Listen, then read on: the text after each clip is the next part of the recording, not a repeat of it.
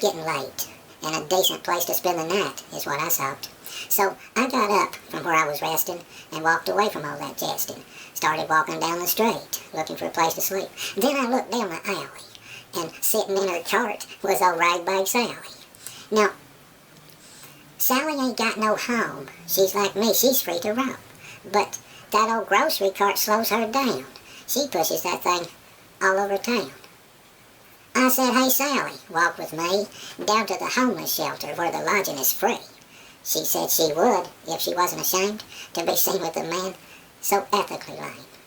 Now, ain't that a fancy way to say I was sorry and ornery and dishonest and all that? I said, now Sally, don't be ashamed, 'cause one of these days I'm gonna change my game. But I walked on, and when I arrived, the shelter was already full. It was way past 5. So I went to plan B and stepped out in the street and started a stumbling and a staggering around like I had 2 left feet until a cop came by and asked if I was drunk. I said, yes sir, as drunk as a skunk. So I got arrested and thrown in jail. Now this was the 17th time I used the cops for a motel. It was a luxurious place compared to what I had to face. A bed and a pillow and running water and food. The next morning the judge set my bail. He said for $10 I could get out of jail. Well, I told him I ain't got no money so I can't pay, and if it's all right with y'all, I'd rather stay. So I got to stay there for a while, for a few days to the day of my trial.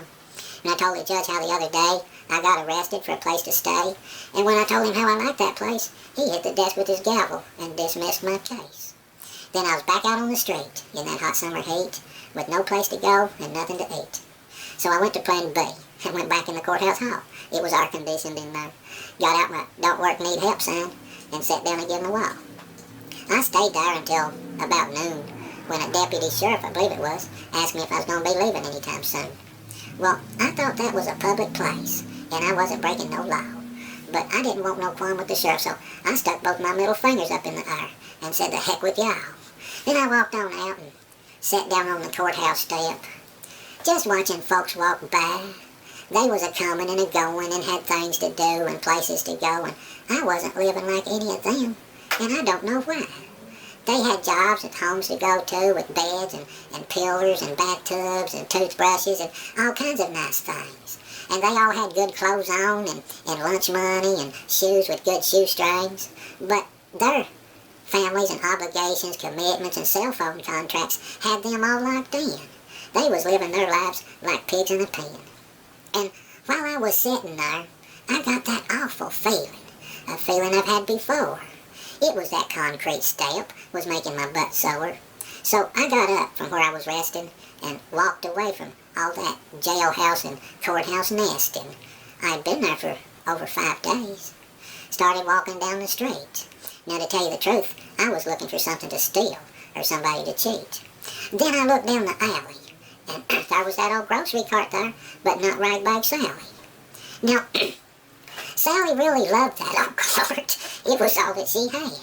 Only reason I could think of that she wasn't there made me so sad. Kind of made me sad. But in a way, I was happy for old Sally. She don't have to be ashamed to be seen around me anymore and hide out in that alley. She always said there'd come a day when she'd have a home she could go to and stay. Sally knew she was going to a better place. She said I could go there too if I changed my ways. Poor old Sally, bless her heart. I don't reckon you can take anything over there with you, not even your cart. Yep, I knew where Sally was.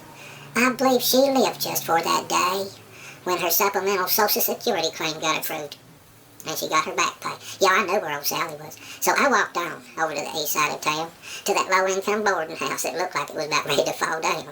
I said, hey Sally, walk with me down to the thrift store. There's something I want you to see, or buy from me. She said she would if she wasn't ashamed to be seen with the man so financially lame. Now, ain't that a fancy way to say broke? I said, now Sally, don't be ashamed, 'cause I'm going to be a professional now, the best at my game. Yeah, I couldn't get her to buy me no clothes. She's too good for me now that she's got a place to stay and a check coming in, I suppose. And she said I sin too much. But that's 'cause I wasn't getting enough magnesium in my diet. And that made me tend to want to do what's wrong and not what's right. But I did want to be a professional. Now, a professional is somebody that's good at what they do. And if other folks can be professionals, then I can be one too. I thought real hard for something I was good at, but I ain't no good for nothing. So I went to Plan B and made a profession out of that. That's what you call a hobo.